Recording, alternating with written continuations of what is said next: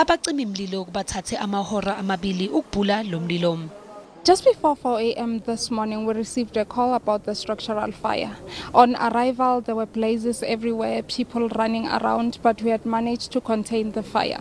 And we have 9 people that have perished in the fire. This includes 8 adults and 1 infant. Abayisishiyagalolunye abashone kulo mlilo kubalwa nomndeni wakwaShabalala. uDumsani Shabalala, unkosikazi wakhe kanye nosana bonke bashone kulo mlilo.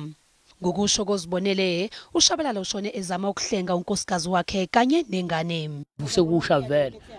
Ngathi ngiyosiza phezulu nami ngavalwe intuthu ngisize omunye ubhuti la ngizwe sengimemeza ethi woza ngala Shabalala. Sengizwa ngevu ukuthi angiboni la ngiyakhona kuze ngikudla imkhukuso. Ngithi ngiyosiza ingane beyikhala ngizwe ikhala ngaphakathi.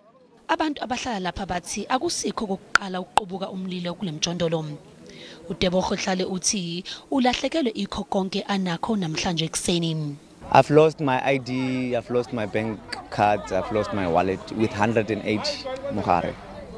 Elorin ngitlo ispanisa for reka dijo during the week, but then I've lost them. Omunye umuntu ohlala lapha uzethu Majola uthi sebonke undinga sithebeni. Ngibona nje ngiphelele ngilambile angina ID angina card labantwana ngiphelele nje ngibona nje angathi ukuthi ngizolala lapha ngoba futhi ngizobuyela kulo lela bhilidi phela ngiyolanga ngoba ngina indawo yokuhlala.